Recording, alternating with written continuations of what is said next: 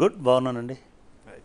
So రీసెంట్గా అంటే సమకాలీన రాజకీయంలో చూసినట్లయితే ఆర్ఎస్ ప్రవీణ్ కుమార్ గారు బీఆర్ఎస్తో పొత్తు పెట్టుకోవడం, దాని మీద మీరు కార్టూన్ వేయడం మీ ట్విట్టర్లో, ఏనుగు కారెక్కి. అదే నాకంటే సోషల్ మీడియాలో ఎక్కడో ఆ కార్టూన్ వచ్చింది. చాలా ఫన్నీగా అనిపించింది. అంటే ఒక చిన్న కారులో ఒక పెద్ద ఏనుగు అనేటువంటిది. అంటే జనరల్గా కూడా సామాజిక దృక్కోణంలో చూసినప్పుడు ఏనుగు అనేటువంటి సింబల్ చాలా పెద్దది. ఒక కారు ముందు grandeur you know the whole idea of elephant అంటేనే చాలా ఇదిగా ఉంటుంది. అట్లే రాజకీయాలలో కూడా ఎలిఫెంట్ అనేది ఒక 20-25 సంవత్సరాలు ఒక పెద్ద ఆశని క్రియేట్ చేసింది. ఒక పెద్ద గ్రాండియర్ దీన్ని తీసుకొచ్చింది, హోప్ తీసుకొచ్చింది.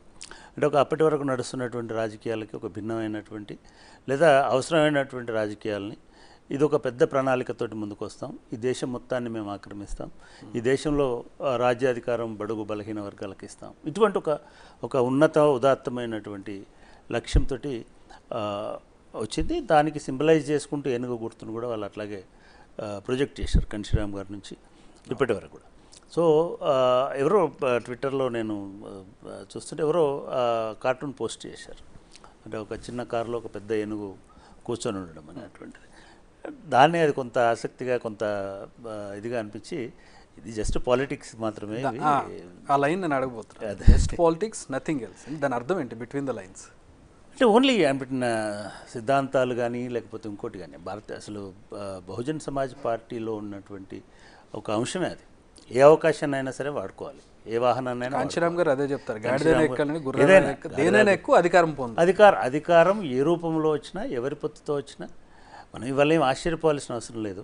ఇవి రాజకీయాలు మాత్రమే, జస్ట్ పాలిటిక్స్ నథింగ్ ఎల్స్ అని చెప్పారు. అంటే ఇంకేం లేవు దీంట్లో, ఓన్లీ పాలిటిక్స్ మాత్రమే ఉన్నాయి.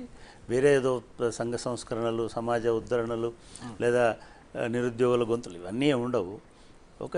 కేవలం ఒక రాజకీయాలను ఎట్లా వాడుకోవాలని తెలవడమే ఆ పార్టీకి ఉన్నటువంటి సిద్ధాంతం అని నేను అనుకున్నాను. So elections